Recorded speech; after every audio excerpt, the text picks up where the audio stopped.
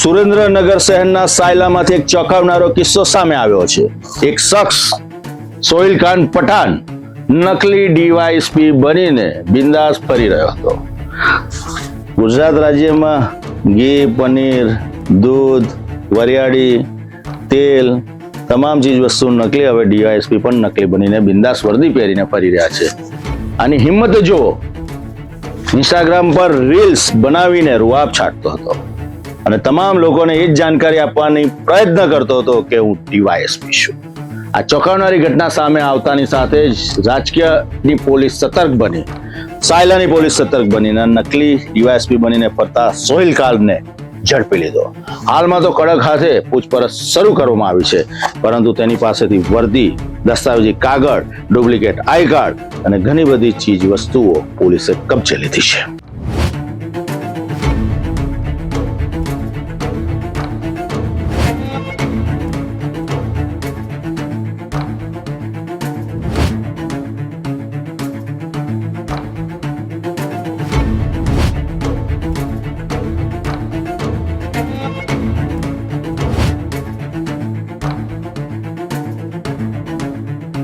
Rajkot range પોલીસને માહિતી મળી હતી કે સાયલાનો સોહિલ ખાન બિસ્મિલ્લા ખાન પઠાણ નામનો યુવક સોશિયલ મીડિયા પર ડીવાયએસપી તરીકે ઓળખ આપી રહ્યો હતો। એઆઈની મદદથી પોલીસ વર્દીમાં પોતાના ફોટા જનરેટ કરી ઇન્સ્ટાગ્રામ પર રીલ્સ અપલોડ કરતો હતો। માહિતીના આધારે પીઆઈ અપૂર્વ પટેલ અને પીએસઆઈ બીસી મિયાત્રાની ટીમે તેને ઝડપી લીધો હતો। પોલીસે તપાસ કરતા જાણવા મળ્યું કે આરોપી અગાઉ ટ્રેક્ટર શોરૂમમાં નોકરી કરતો હતો અને પોલીસ ભરતીની પરીક્ષામાં નિષ્ફળ ગયા બાદ નકલી અધિકારી બની ગયો હતો।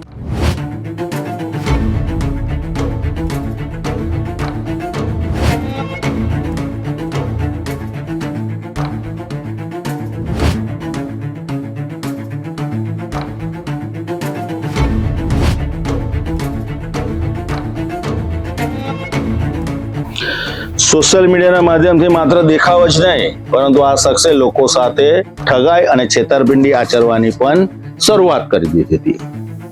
સાયબર ફ્રોડના નામે એક મહિલાનો સંપર્ક કર્યો, સીધો ત્યાં પહોંચી ગયો અને પોતે ડીવાયએસપી છે ની ઓળખ આપીને એઆઈથી બનાવેલું ખોટું સર્ટિફિકેટ હાથમાં થમાવી દીધું અને એની પાસેથી 22,000 રૂપિયા પડાવી લીધા અને ત્યાંથી રફુ ચક્કર થઈ ગયો। એક પછી એક ચોંકાવનારા ખુલાસા સોહિલ ખાનના થઈ રહ્યા છે, કેમ કે નકલી ડિવાઇસ બનીને ઘણી બધી ઘટનાઓને અંજામ આપ્યો છે।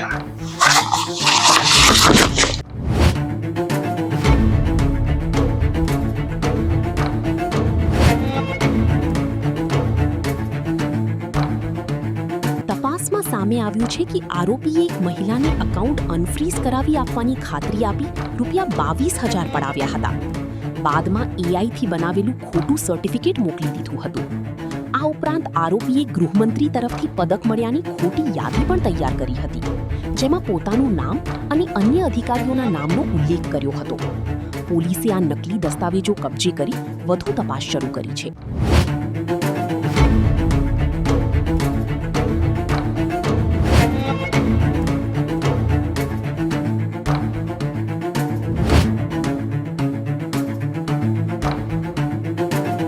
આ આરોપીની કરતૂત અહીંયા નહોતી અટકી, તેને પોતાના ઉપલા અધિકારીઓની ડુપ્લિકેટ સહીઓ કરીને પોતાની જ બદલીનો ઓર્ડર પણ તૈયાર કરી નાખ્યો હતો। મહાઠગ અને તમામની સાથે છેતરપિંડી આચરવાની યુક્તિ પ્રયુક્તિઓ અજમાવતો રહ્યો।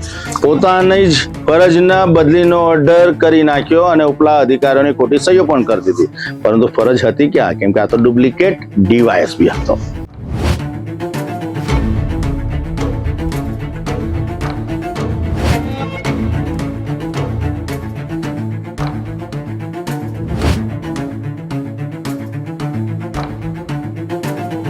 સોહિલ ખાને દાહોદથી કચ્છ બદલી થયાનો નકલી ટ્રાન્સફર ઓર્ડર તૈયાર કર્યો હતો, જેમાં અન્ય અધિકારીઓની બદલીનો પણ ઉલ્લેખ કરી દસ્તાવેજ સાચો લાગે તેવો પ્રયાસ કર્યો હતો।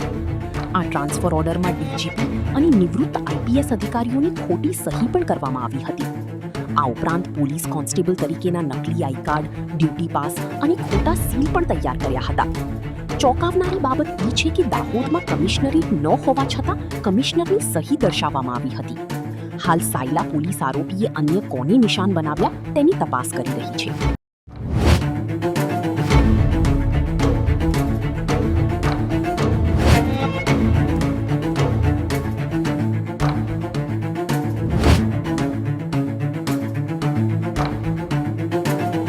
એઆઈ જેવી આધુનિક ટેકનોલોજી સમગ્ર વિશ્વને મદદરૂપ થવા માટે છે, પરંતુ આવા ગુનેગારો તેને હથિયાર તરીકે ઉપયોગ કરી રહ્યા છે. નકલી વર્દી, નકલી આઈ કાર્ડ, નકલી ડીવાયએસપી, નકલી ફરજ, નકલી બદલીના ઓર્ડર, નકલી સર્ટિફિકેટ અને સોશિયલ મીડિયા પર નકલી રૂવાબ, આ તમામ ભાંડાફોડ થયો છે અને સાયલા પોલીસે આરોપીને દબોચી લીધો છે. મહત્વનો સવાલ એ છે કે આવી ખોટી વર્દી પહેરીને, ખોટા આઈ કાર્ડ ઉભા કરીને સોશિયલ મીડિયાના માધ્યમથી કેટલા લોકોને શિકાર બનાવ્યા હશે. પોલીસ પ્રમાણિકતાપણે ભીતરમાં ડોક્યુ કરશે ને તો ઘણી બધી ઘટનાઓ બહાર આવશે.